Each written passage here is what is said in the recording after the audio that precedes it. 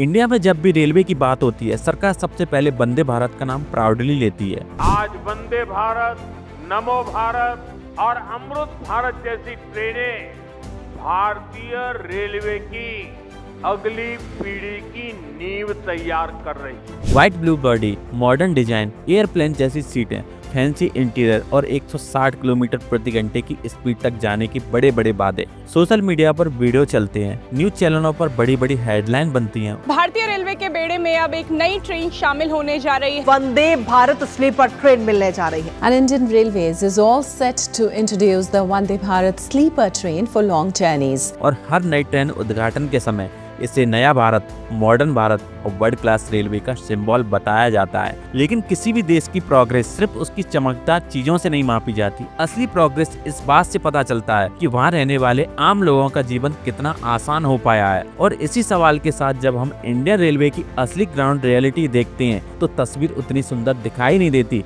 जितनी हमें दिखाई जाती है। आज भी भारत का रेलवे सिस्टम भीड़ से टूट चुका है। लाखों लोग हर दिन ट्रेन का इस्तेमाल करते हैं, लेकिन आज भी वेटिंग लिस्ट इतनी लंबी होती है कि लोग महीने पहले टिकट बुक करके भी पक्का सफर नहीं कर पाते। स्लीपर कोचेस भरे रहते हैं, जनरल कंपार्टमेंट में लोग धक्के में सफर करते हैं, लंबी यात्राएं खड़े होकर पूरी करनी पड़ती हैं और कई बार तो वॉशरूम जैसी बेसिक सुविधाएं भी मिलना मुश्किल हो जाता है। अंदर से वही पुरानी समस्याएं आज भी जस से तस की खड़ी हैं। सरकार कहती है वंदे भारत देश का गर्व है और सच भी यही है। यह ट्रेन इम्प्रेसिव है, लेकिन सवाल ये नहीं कि वंदे भारत अच्छी है या नहीं, सवाल ये है कि क्या ये ट्रेन हमारी असली समस्याएं सॉल्व करती है या नहीं। जवाब है बिल्कुल नहीं, क्योंकि भारत की समस्या ट्रेन नहीं, सिस्टम है। भारत जैसे 140 करोड़ की आबादी वाले देश में रेलवे एक सिर्फ ट्रांसपोर्टेशन सिस्टम नहीं बल्कि लाइफलाइन है। हर दिन करोड़ों लोग जॉब, स्टडी, ट्रीटमेंट, वर्क और लाइफ के हजारों कारणों से ट्रेनों में सफर करते हैं। लेकिन उन्हें क्या चाहिए? ज्यादा ट्रेनें, ज्यादा कोचेस, बेटर ट्रैक्स, बेहतर सेफ्टी, अफोर्डेबल टिकट्स और ये भरोसा हो कि जब जरूरत हो तो उन्हें कंफर्म सीट मिल सके। Railway technically profit making company नहीं है, ये देश की सेवा के लिए है। लेकिन फिर भी ऑपरेशन रेशियो कई सालों तक 95 से 100% के आसपास रहा है। मतलब जितना कमाया लगभग उतना खर्च हो गया। कुछ सालों में तो हाल और खराब था। तो ऐसे में प्रायोरिटी होनी चाहिए कि कैपेसिटी बढ़े, सेफ्टी बढ़े, अफोर्डेबिलिटी बढ़े, लेकिन फोकस चमकदार प्रोजेक्टों पर ज्यादा दिखता है। वहीं पर जहाँ सच में काम होना चाहिए वहाँ उतनी प्रायोरिटी दिखाई नहीं देती। सरकार कहती है कि वंदे भारत 130 से 140 किलोमीटर प्रति घंटे की स्पीड से चलती है। सुनने में बहुत शानदार लगता है, लेकिन ग्राउंड रियलिटी ये है कि इन ट्रेनों की एवरेज स्पीड 70 से 80 किलोमीटर के आसपास ही रहती है। यानी वही जो 30 से 40 साल पुरानी राजधानी और शताब्दी जैसी ट्रेन में देखी जाती। कारण बहुत सिंपल है, ट्रेन फास्ट है लेकिन पटरी बहुत स्लो है। पर चाहे आप सबसे मॉडर्न ट्रेन चला लो, फिर भी वो फरारी नहीं, स्कूटर ही लगेगी। यानी प्रॉब्लम वंदे भारत की नहीं, प्रॉब्लम है रेलवे इंफ्रास्ट्रक्चर की। जब तक ट्रैक्स अपग्रेड नहीं होंगे, सिग्नलिंग मॉडर्न नहीं होगा, डेडिकेटेड हाई स्पीड कॉरिडोर नहीं होंगे, तब तक सिर्फ ट्रेन बदलने से तस्वीर नहीं बदलती। अब सवाल है कि लोगों को क्या चाहिए। भारत का मेजॉरिटी मिडिल क्लास और लोअर मिडिल क्लास है।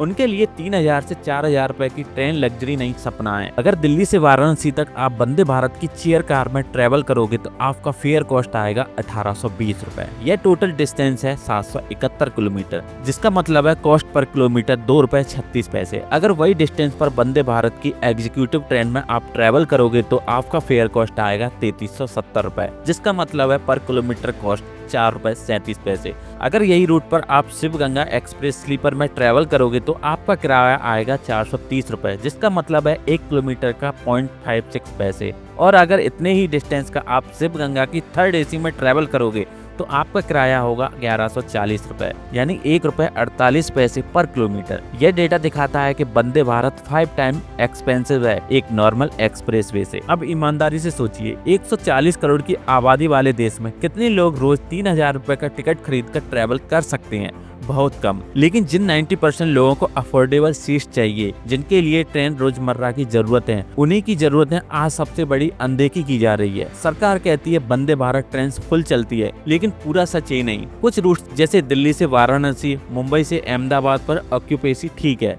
लेकिन कई रूट्स ऐसे हैं जहाँ ट्रेन आधी खाली चलती हैं, जैसे नागपुर टू सिकंदराबाद, पुरी टू रुकरेला। और नॉर्मल ट्रेन आज भी सिर्फ भरी नहीं रहती, बल्कि कई बार क्षमता से ज्यादा पैसेंजर ट्रेवल करते हैं। इसका मतलब डिमांड लग्जरी ट्रेन की नहीं, डिमांड कैपेसिटी की है। लोगों को शोपीस ट्रेन नहीं चाहिए, उन्हें ज़्यादा कोचेस चाहिए, ज़्यादा ट्रेन चाहिए, ज़्यादा सीट्स चाहिए और ये भरोसा चाहिए कि वो सफर डिग्निटी के साथ पूरा हो सके। सबसे बड़ा और सबसे गंभीर मुद्दा आता है सेफ्टी का। भारत ने कवच जैसी ब्रिलियंट टेक्नोलॉजी बनाई तो है, अगर लागू हो जाए तो कई हादसे रोके जा सकते हैं। अगर ड्राइवर रेड सिग्नल मिस करे तो ट्रेन अपने आप रुक जाए, मतलब एक्सीडेंट की संभावना बहुत कम है। लेकिन ये सिस्टम आज पूरे देश में लागू नहीं है। रेलवे नेटवर्क के सिर्फ बहुत छोटे हिस्से पर ही ये मौजूद है और जब एक्सीडेंट होते हैं तब एक्सपर्ट भी यही कहते हैं, अगर कवच लगा होता तो ये हादसा नहीं होता। यानी हमारे पास टेक्नोलॉजी है, हमारे पास टैलेंट है, कैपेबिलिटी है, लेकिन प्रायोरिटी नहीं है और ये सबसे चिंताजनक बात है। और फिर आता है रेलवे का ह्यूमन साइड। ट्रेन सिर्फ इंजन, ट्रैक्स और कोचेस का नाम नहीं, इसके पीछे लोग हैं, लोको पायलट्स, गार्ड, टेक्नीशियंस, क्लीनर्स और लाखों रेलवे स्टाफ। लेकिन उनकी वर्किंग कंडीशन आज भी काफी मुश्किल है। कई रिपोर्ट्स बताती हैं कि ड्राइवर्स को 14 से 15 घंटे तक ड्यूटी करनी पड़ती है, प्रॉपर रेस्ट फैसिलिटी नहीं है, स्टाफ कम है, वर्कलोड ज्यादा। अब सिंपल लॉजिक है, जो लोग ट्रेन चला रहे हैं अगर वही टायर्ड और बर्नआउट होंगे तो हादसों का खतरा अपने आप बढ़ता जाएगा।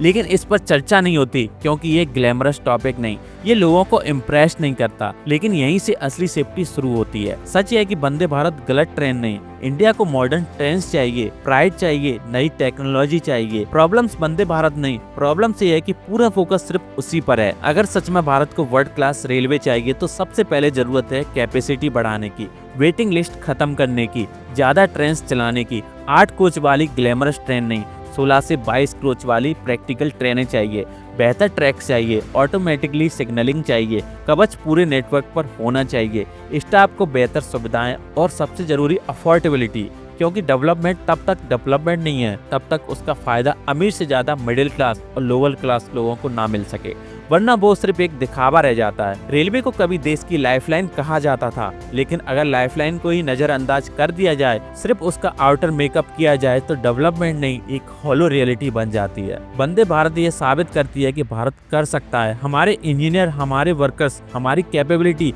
किसी भी देश से कम नहीं है। लेकिन असली सवाल ये है कि हम क्या बना सकते हैं। असली सवाल है कि हम किसके लिए बना रहे हैं, सिर्फ 10% प्रिविलेज लोगों के लिए या पूरे देश के लिए। इंडिया तब ट्रूली आगे बढ़ेगा जब डेवलपमेंट सिर्फ कुछ लोगों का कंफर्ट नहीं बढ़ाएगा बल्कि आम लोगों की मुश्किलें कम करेगा। और इसलिए सच्चाई बहुत सिंपल है, भारत को अब सिर्फ वंदे भारत नहीं चाहिए, भारत को ज़्यादा ट्रेन चाहिए, ज़्यादा सीट चाहिए, ज़्यादा सेफ्टी चाहिए, ज़्यादा डिग्निटी चाहिए। अगर रेलवे सही हो गई हो तो देश अपने आप आगे बढ़ जाएगा, क्योंकि ये सिर्फ ट्रैवल नहीं, ये इकोनॉमी है, ये रोजगार है, ये कन्वीनियंस है और सबसे बड़ी बात, ये आम भारतीय की उम्मीद है। इंडिया को सच में आगे बढ़ाना है तो ग्लैमरस से ज्यादा ग्राउंड रियलिटी को प्रायोरिटी देनी पड़ेगी, तब ये देश सच में कह पाएगा हाँ हम वाकई वर्ल्ड क्लास हैं। अगर वीडियो अच्छी लगी हो तो वीडियो को लाइक करना, शेयर करना और सब्सक्राइब जरूर कर देना। मिलते हैं आपसे अगली वीडियो में, तब तक के लिए जय हिंद।